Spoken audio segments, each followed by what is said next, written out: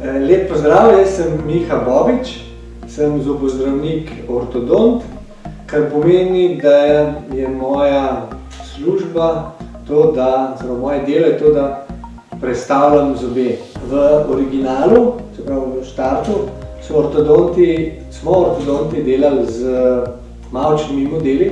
to še veliko ortodontov to še danes počne. Pomeni, da smo vzeli vtis zgornje spodnje čeljusti s tako vtisno maso, tako kot en plastelin, in potem se je v ta kalup odlil mavec, ki se je strdil in si imel potem zgornji spodnji model čeljusti. Zdaj imamo možnost to drugače delati. Poskeniramo zobe z 3D skenerjem v ustih, kar pomeni, da tistega materiala v ustih ni več treba tlačiti in mogoče malo bolj udobno, in dobimo 3D modele že direktno, digitalne 3D modele v fajlu, objekt dobimo v obliki, ki jo lahko potem obdelujemo. Ampak prednost, ki jo jaz vidim, je v tem, da lahko s temi 3D modeli marsikaj narediš, nimajo nobene teže, lahko jih vse od sabo nosiš, imaš razne programe, s katerimi te modele lahko oblikuješ, in tudi že na modelih samih recimo prestavljaš zobe in si nekako prikažeš, kam bi rad kakšno stvar predstavil, prvič zase, kot da si narediš načrt ortodontske terapije, pa tudi za paciente, da si lahko predstavlja, kam mora kakšen zob pripotovati, kakšni gibi so potrebni, kakšen aparat bi lahko bil, ker vedno je več možnosti, za vsak problem najdemo vedno več možnosti, in tak aparat je lahko narejen na 101 način, in če ti prvič sam vidiš, kakšen je problem,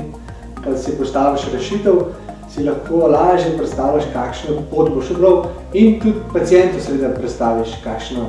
pot ga čaka. Se pravi, kot dijaku, jaz sem imel v srednji šoli kot izbirni predmet tudi fiziko, in ko sem izbiral poklic, jasno, to mi ni bilo pomembno, ampak fizika je tudi del ortodontije. Dosti pomemben del biofizika je del tega, kako predvideš, kako se bojo sile v ustih razporedile in kako bojo zobe se na podlagi tega premikali. In se pravi, če ste vi zdaj v srednji šoli, imate sigurno izkušnje z fiziko, potem si lahko pridobite še izkušnje kasneje z zobozdravstvom, z zdravstvom na fakulteti, in potem kasneje lahko to mogoče preide vse združeno, vse to v ljubezen do ortodontije. Ker ko smo pri digitalnem, velik del dela ortodonta je izven ordinacije, ne samo tisto, kar se na zobozdravstvenem stolu dogaja, pa dejansko del svojega delovnika oziroma dela opraviš na računalniku,